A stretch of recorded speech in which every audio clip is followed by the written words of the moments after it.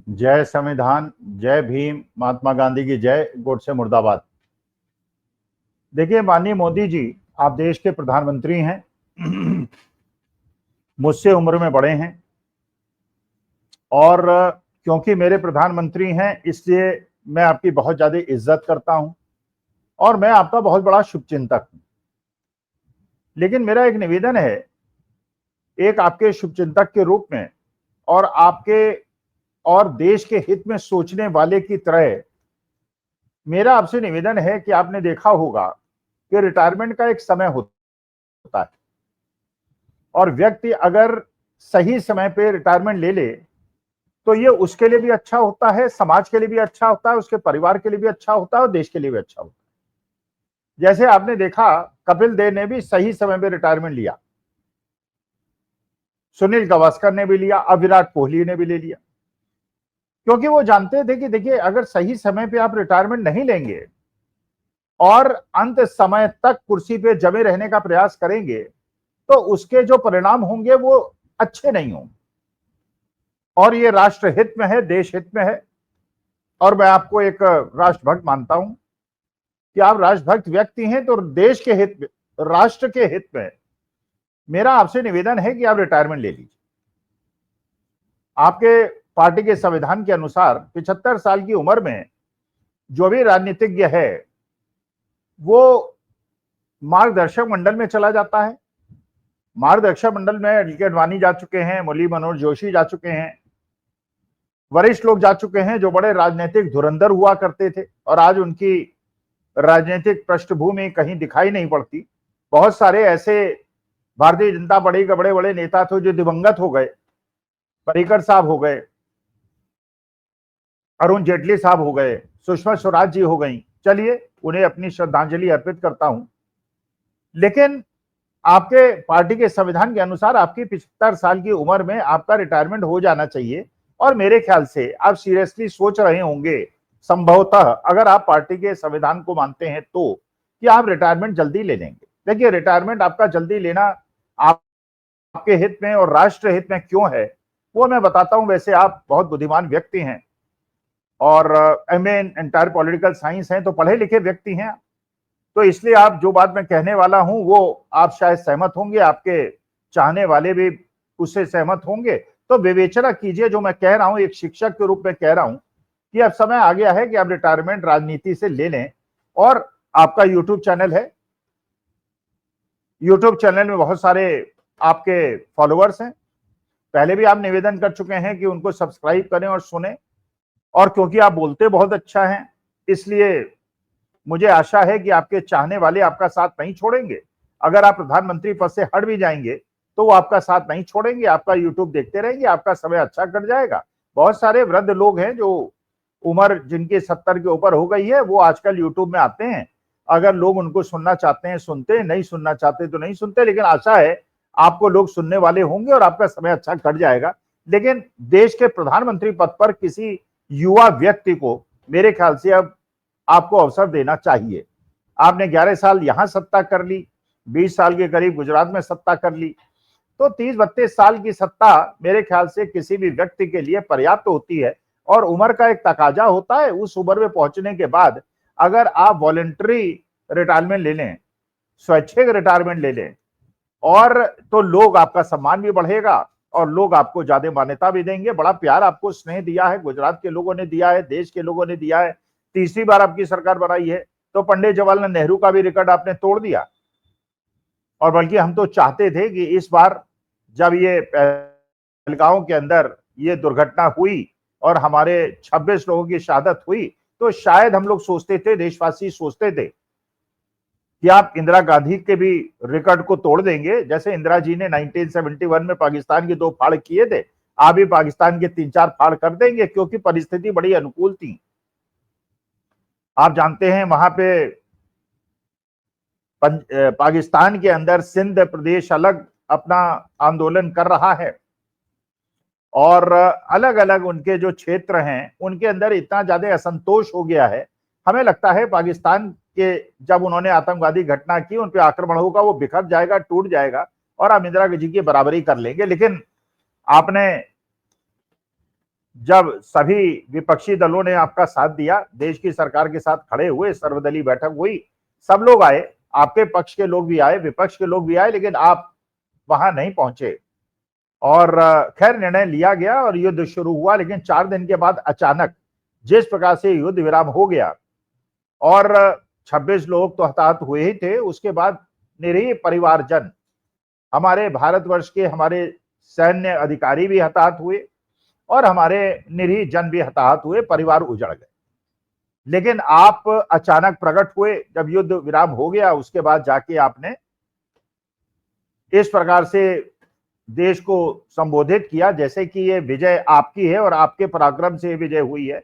और जिन लोगों ने अपनी जान दी है, सैनिकों ने और लोगों ने, उनके कोई आपने नाम नहीं लिया, उनका कोई रेफरेंस नहीं लिया, सारा श्रेय अपने ऊपर ले लिया गया। लेकिन श्रेय आपने किसका लिया? युद्ध करने का लिया, पहलगांव के अंदर निरीह लोगों के हत्या का लिया या युद्ध विराम का लिया? लेकिन जो भी हुआ, समझ में नहीं आया कि क्यों लड़ाई शुरू हुई थी, क्यों लोग हताहत हुए, क्यों युद्ध विराम हुआ, युद्ध विराम किसकी वजह से हुआ? आपने किया, पाकिस्तान ने किया, डोनाल्ड ट्रंप ने किया? कुछ समझ में नहीं आया देश को। तो देश जो है वो बड़े अचंभे में है। इसीलिए मैं आपसे निवेदन कर रहा हूं, आपकी उम्र हो गई है और अच्छी उम्र है, 75 साल भगवान ने आपका बड़ा साथ दिया है और आपको मुख्यमंत्री और प्रधानमंत्री बनाया है, तो आप बड़े सौभाग्यशाली व्यक्ति हैं। तो मेरे ख्याल से अगर आप पद को छोड़ देंगे तो ये आपके लिए भी बहुत अच्छा होगा, देश के लिए बहुत अच्छा होगा। और मैं एक व्यक्तिगत आपका शुभचिंतक होने के नाते आपको शुभकामनाएं दूंगा और आपकी यूट्यूब सुनूंगा, इसका मैं आश्वासन आपको देता हूं। देखिए, डोनाल्ड ट्रंप की तो इसमें चांदी आ गई, बल्कि 3 लोगों की चांदी आई। एक तो डोनाल्ड ट्रंप की चांदी आ गई, एक गौतम अडानी साहब की चांदी आ गई और एक मुकेश अंबानी साहब की चांदी आ गई। जो हुआ युद्ध में तो हुआ, लेकिन डोनाल्ड ट्रंप साहब ये प्रयास कर रहे थे कि वो जब प्रेसिडेंट बने तो वो ये विश्व को मैसेज दें कि उन्होंने कहा भी था, मैं रूस और यूक्रेन का युद्ध रुकवा दूंगा, मैं इजराइल और पैलेस्टीन का युद्ध रुकवा दूंगा। अच्छा, यूक्रेन तक जैसे छोटे से देश ने उनकी बात नहीं सुनी और उन्हें आंखें दिखा के तरेर के चला गया। रूस ने उनकी बात नहीं सुनी, इजराइल जो उनका सबसे बड़ा सहयोगी है उसने बात नहीं सुनी, पैलेस्टीन ने नहीं सुनी। तो वहां तो वो फेल हो गए। अब उन्हें मौका मिला अचानक विश्व गुरु होने का दावा भरने का। उन्होंने कहा कि देखिए, भारत पाकिस्तान के बीच में युद्ध हुआ और मैंने यह युद्ध रुकवा दिया, मैंने युद्ध विराम करा दिया। और बल्कि आप अनाउंस करते, आपके डीजीएमओ अनाउंस करते, आपकी गवर्नमेंट अनाउंस करते, इसके पहले डोनाल्ड ट्रंप ने अनाउंस करके सारा श्रेय अपने पास ले लिया और एक प्रकार से विश्व गुरु होने का दावा उन्होंने ठोक दिया, नोबेल प्राइज लेने का भी दावा उन्होंने ठोक दिया। और उन्होंने कहा ये विराम मैंने जो करवाया है ये इसलिए करवाया है कि मैंने दोनों देश के राष्ट्राध्यक्षों को चेतावनी दी थी कि व्यापार रोक दूंगा, तुम्हारी अर्थव्यवस्था को बर्बाद कर दूंगा, वरना युद्ध विराम कर लो। तो एक प्रकार से उन्होंने भारत को और पाकिस्तान को छोटा करके और एक प्रकार के देश समकक्ष देश के रूप में दिखाने का प्रयास किया है। खैर, हमें अच्छा नहीं लगा, देशवासियों को अच्छा नहीं लगा कि डोनाल्ड ट्रंप साहब क्यों चौधराहट कर रहे हैं। लेकिन चलिए, आपके पुराने मित्र हैं, हाउ डू मोदी और नमस्ते ट्रंप, और इस बार ट्रंप सरकार आपके पर्सनल मित्र हैं। कुछ सोचे, आपने भी कुछ सोचा होगा कि इस प्रकार से सारा श्रेय युद्ध विराम का उन्हें दे दिया जाए। सोचा होगा तो कुछ सही सोच के आपने किया होगा, ऐसा भक्त लोग मानते। अच्छा, ये भी हम लोग देख रहे हैं कि पाकिस्तान के अंदर सेलिब्रेशन हो गए, ऐसे उन्होंने विजय प्राप्त कर ली हो। हमारे यहाँ कोई सेलिब्रेशन ही नहीं हो रहा, हमारे यहाँ कोई खुशी नहीं है, दुख है। बल्कि ये पहलगांव के लोगों का जो शहादत हुई उसका भी कोई बदला नहीं हुआ। पुलवामा के अंदर भी जो लोग, ये भी नहीं पता चला क्यों उनकी शहादत हुई थी, कैसे आरडीएक्स आया था। उसके बाद युद्ध के अंदर लोग जो हताहत हुए पुंछ और राजौरी के इलाके में, जिस प्रकार से घर तोड़े पाकिस्तानी लोगों ने, निरीह लोगों को मारा, उसका भी हमें पता नहीं चला, उनका भी कुछ पुरसाहाल नहीं हुआ और किसी प्रकार की कोई बात नहीं सुनी गई, युद्ध विराम हो गया। तो पहला तो हमें लगा कि ये डोनाल्ड ट्रंप जो श्रेय ले रहे हैं, इसको आप कैसे, विश्वगुरु तो आप हैं, हम तो मानते हैं आप विश्वगुरु हैं, आपने डोनाल्ड ट्रंप को ये श्रेय क्यों लेने दिया? अच्छा, इसके बाद अब जो खबरें दौड़ रही हैं, आपके भक्त लोग ये दिखाने का सोशल मीडिया में प्रयास कर रहे हैं कि पाकिस्तान ने इसलिए घुटने टेके कि वहां पे उनका जो न्यूक्लियर पावर स्टेशन था उसके आसपास हम लोगों ने जाके बम्बार्डमेंट कर दिया था और वहां जाके न्यूक्लियर लीकेज हो गया है, ये भक्त लोग बता रहे हैं। अब मैं तो देखिए न्यूक्लियर साइंटिस्ट हूं नहीं, मैं तो इलेक्ट्रिकल इंजीनियर हूं, मुझे तो इतना ज्यादा ज्ञान नहीं है, लेकिन मुझे लगता है कि अगर मान लीजिए 3 दिन पहले रेडिएशन हो गया तो रेडिएशन जनता तक पहुंचने में, पानी में मिक्स होने में, लोगों को रिपोर्ट होने में कि लोगों को कोई खतरा हो गया है, मेरे ख्याल से radiation doesn't take 3-4 days to reach to the, वो तो इमीडिएट रिएक्शन करता है। और अगर ये इस प्रकार से लीकेज हो गया था तो बल्कि भक्तगण सोशल मीडिया में भी उड़ाने का प्रयास कर रहे हैं कि अमेरिका से प्लेन्स आए हैं, उस लीकेज को प्लग करने की कोशिश कर रहे हैं। अरे रूस जैसा शक्तिशाली देश चेर्नोबिल में अपने न्यूक्लियर रिएक्टर के अंदर जो लीकेज हो गया था उसको नहीं रोक पाया था, बहुत सारे लोगों के हताहत हो गए थे। लेकिन अगर न्यूक्लियर लीकेज हुआ है जिसकी वजह से ये दुर्विराम हुआ है, तो उस न्यूक्लियर लीकेज के अभी तक कोई दुष्परिणाम देखने को क्यों नहीं मिले? तो ये चंडू खाने की आपके भक्त लोग उड़ा रहे हैं, और इसलिए कि उनका विचारों का आपके साथ वो कमिटेड हैं, तो इसलिए आपका एक वो दे रहे हैं कि किसी प्रकार से ये सिद्ध कर पाएंगे युद्ध विराम सही घटना घटी। अच्छा, इसके बाद ये भी हमें देखने की आवश्यकता है कि जो बड़े महत्वपूर्ण विषय इस समय उठ गए, एक विषय ये उठ गया कि आपने जल समझौता तोड़ दिया है और पाकिस्तान के अंदर आप पानी नहीं जाने देंगे। दूसरा, पाकिस्तान ने तुरंत रिएक्शन दिया, उन्होंने कहा कि उन्होंने शिमला समझौता तोड़ दिया है। अच्छा, शिमला समझौता तो एक प्रकार से हमारे देश की इंटेग्रिटी और हमारी सॉवरेनिटी का एक बहुत बड़ा प्रतीक था, क्योंकि इंदिरा गांधी ने नाक रगड़वा के पाकिस्तान के प्रधानमंत्री से ये दस्तखत करवाए थे कि कश्मीर मसले पे अब कोई बाहरी हस्तक्षेप नहीं होगा, भारत और पाकिस्तान इसको निपटाएंगे। लेकिन अगर बिना कोई समझौता, अगर वहां पे न्यूक्लियर लीकेज हो गया था तो बड़ा अच्छा मौका था, आप अमेरिका से भी कहते, रूस से भी कहते, चीन से भी कहते कि भाई दबाव डालिए पाकिस्तान के ऊपर, उनके यहाँ तो हम जब एक बार रिएक्टर पे लीकेज कर सकते हैं तो उसके आगे भी कर सकते हैं।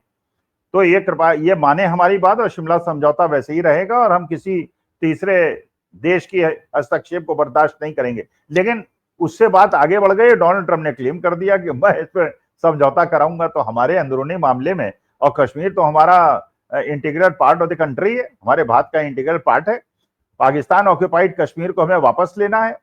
लेकिन अगर ये बात कहना कि डोनाल्ड ट्रंप के हस्तक्षेप की बात उनकी वजह से युद्ध विराम हुआ, ये अगर मोदी जी अपने मुंह से कहते जब वो देश के नाम 8 बजे संदेश दे रहे थे तो हमें विश्वास होता। उन्होंने खुद नहीं कहा, अपने स्पोक्स पर्सन और आर्मी स्पोक्स पर्सन से कहलाना शुरू कर दिया।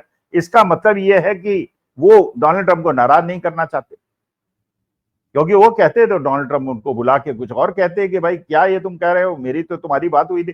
तो हमें सत्यता पता चलती है अगर देश के प्रधानमंत्री कहते, जिनकी हम बहुत ज्यादा इज्जत करते हैं। लेकिन आपने ये बात आर्मी और एयरफोर्स ऑफिसर्स इसलिए कहलाई कि देश की जनता नॉर्मली आर्मी और एयरफोर्स ऑफिसर्स के खिलाफ कुछ नहीं बोलती, राजनीतियों के खिलाफ तो बोल सकती है, क्योंकि राजनीतिक उन्हीं के बनाए हुए हैं, कुर्सी में बिठा भी वही सकते हैं और हटा भी वही सकते हैं।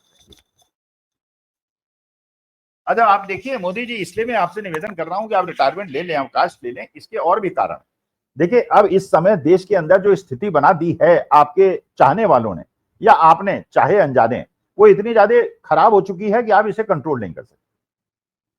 देखिए 3 लोग हैं जो मुझे लगता है कि वो कंट्रोल नहीं कर सकते। एक तो मोदी जी, आप, मेरा निवेदन है, बाकी आप मानना चाहे ना माने, एक अमित शाह साहब हैं और एक योगी आदित्यनाथ है। बाकी हेमंत विश्व शर्मा भी हैं और बाकी भी प्रयास करते रहते हैं, हिंदू मुसलमान कुछ न कुछ नौटंकी करते रहते हैं। लेकिन इस प्रकार से इन्होंने देश को हिंदू मुसलमान नैरेटिव में बांट दिया है और कमजोर कर दिया है। जबकि एक्सटर्नल अफेयर मिनिस्ट्री के सेक्रेटरी खुद आके प्रेस कॉन्फ्रेंस में कह रहे हैं कि पाकिस्तान का डिजाइन था हिंदू मुसलमान डिवाइड क्रिएट कराना, लेकिन कोई बाज नहीं आ रहे हैं, वही अपना लगे हुए हैं। तो इन 3 को तो छोड़ दीजिए, लेकिन अगर किसी नए युवा नेता को जो 142 करोड़ लोगों को अपना परिवार मानता हो और देश को एक परिवार मानता हो, जो ईस्ट वेस्ट नॉर्थ ईस्ट ना करता हो, धर्म और जाति की बात ना करता हो, 80-20 की बात ना करता हो, बटेंगे तो कटेंगे बात करता हो, एक रहोगे तो इस प्रकार की बात ना करके देश को एकजुट करके आगे ले जाने की बात करता है, उसे हस्तांतरण कीजिए, उसे प्रधानमंत्री बनाइए, खोजट जाइए। चाहे विपक्ष का कोई हो, चाहे चंद्रबाबू नायडू हो, चाहे नीतीश कुमार हो, चाहे नितिन गडकरी हो या राजनाथ सिंह हो या राहुल गांधी हो, वो आपका निर्णय है, आप किसको समझते हैं कि जो देश को एकजुट कर सकता है उसको साथ देके चलिए। क्योंकि देखिए आपके जो राजनीतिक नेता हैं, जो भारतीय जनता पार्टी के नेता हैं, वो आपसे नंबर बढ़वाने के चक्कर में अब इतनी उल जलूल हरकत कर रहे हैं। अच्छा, आपकी मजबूरी है, आप उनको रोक भी नहीं सकते, आप उनको बढ़ावा भी नहीं दे सकते। रोकेंगे तो एक विद्रोह आपके खिलाफ हो जाएगा, क्योंकि आप ही ने शुरुआत की थी, और नहीं रोकेंगे तो आप जान रहे हैं। अब देखिए सोफिया कुरैशी, जो कर्नल सोफिया कुरैशी, आज के तारीख में, जिससे पूरे हिंदुस्तान के अंदर उसकी एक एक्सेप्टेंस हो गई है, पूरे विश्व के अंदर लोग उसकी प्रशंसा कर रहे हैं।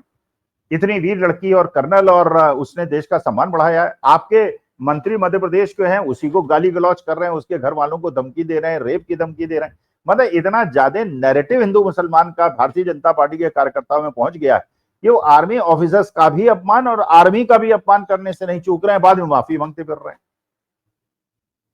निशिकांत दुबे आपके हैं, वो आपके कंट्रोल में नहीं है। समित पात्रा है, वो आपके कंट्रोल में नहीं है। हेमंत विश्व शर्मा है, वो आपके कंट्रोल में नहीं है। वहां पे एक राणे साहब हैं महाराष्ट्र के अंदर, वो आपके कंट्रोल में नहीं है।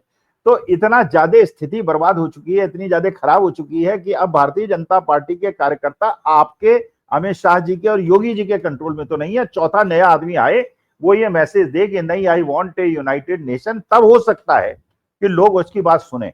तो मैं इसीलिए आपसे निवेदन कर रहा हूं, आपकी बहुत इज्जत करता हूं कि आप त्यागपत्र दे दीजिए और प्रधानमंत्री पद छोड़ दीजिए। अब इसके बाद सवाल ये उठता है कि आपके साथ एक और बहुत बड़ी समस्या है माननीय मोदी जी, और आप जानते होंगे, मुझसे बेहतर तो आप जानते होंगे, क्योंकि आपका नाम अडानी, गौतम अडानी से इतना ज्यादा जुड़ गया है। इंदिरा जी ने 1971 में अमेरिका के प्रेसिडेंट की बात इसलिए नहीं सुनी थी कि उनके पास उस समय कोई गौतम अडानी नहीं था, आपके पास है। और गौतम अडानी जी की गर्दन जो है वो अमेरिका में फंसी हुई है। एसईसी और एफबीआई ने केस कर रखा है, कोर्ट को डिसाइड करना है। अगर गौतम अडानी को कोई बचा सकता है तो डोनाल्ड ट्रंप बता सकते हैं। अगर उस कानून को खत्म कर देंगे तो बच जाएंगे, नहीं खत्म करेंगे तो परेशानी में पड़ जाएंगे। अच्छा, ये मजबूरी आपकी तो है, जिसकी वजह से डोनाल्ड ट्रंप आपको परेशान कर सकता है, लेकिन बाकी ने आपकी हो सकती है, अमित शाह की हो सकती है, बाकी नेताओं की नहीं है। तो अगर बाकी कोई नेता प्रधानमंत्री बनेगा तो शायद डोनाल्ड ट्रंप वो ब्लैकमेलिंग ना कर पाए जो आज की तारीख में करके वो विश्व के चौधरी और विश्व गुरु बने हुए हैं। आप विश्व गुरु हम चाहते थे बने, लेकिन आप तो कहीं बने नहीं, और हर जगह निर्णय जो है डोनाल्ड ट्रंप ले रहे हैं। तो इसलिए कोई नया नेता अगर आएगा, कोई युवा नेता आएगा, आप अपना यूट्यूब चलाइएगा, जैसे हम चलाते हैं। मैं बैठता हूं अपना, लोग सुनना चाहते हैं सुनते, नहीं सुनना चाहते नहीं सुनते। और मेरे ख्याल से आपकी जितनी फॉलोइंग है, लोग आपको सुनेंगे। आप वहां भी मन की बात ही आपको करनी है, कौन सा लोगों की बात सुननी है, उनके प्रश्नों का जवाब देना है। जो मन में आइएगा बोलिएगा। और 75 साल के रिटायर होते समय, जैसे ही आप 75 साल के होते हैं, तो ये अगर आप रिटायरमेंट लेंगे तो देश के ऊपर एक बहुत बड़ी कृपा होगी, और देश के सामाजिक एकता में बहुत बड़ी कृपा होगी। ऐसा मेरा निवेदन है। बाकी आप ना मांगे तो ना मांगे, मानना चाहें तो माने, लेकिन क्यों भारतीय जनता पार्टी ऐसा तो नहीं है कि नेतृत्वहीन और उनके बाद नेता नहीं है और नेताओं की कोई कमी है। कोई भी नेता को आप हस्तांतरित अपने हाथ से सत्ता को कर सकते हैं, और एक रिटायर्ड पॉजिटिव लाइफ अपनी बिताइए। वहां जाके चाहे केदारनाथ की गुफा में बैठ के अपना तपस्या कीजिए, या काशी विश्वनाथ में जाके तपस्या कीजिए, या गंगा का स्नान कीजिए, वो आपकी इच्छा है। आप एक अच्छे हिंदू हैं, लेकिन अब मेरे ख्याल से आपकी 75 साल की उम्र होने वाली है, तो आपको संन्यास की स्थिति आ गई है। अब आप रिटायरमेंट कीजिए और एक किसी नए आदमी को राजनीतिक अपनी जो पारी है खेलने का मौका दीजिए, और मार्गदर्शक मंडल में चले जाइए। नमस्कार, धन्यवाद, अपना।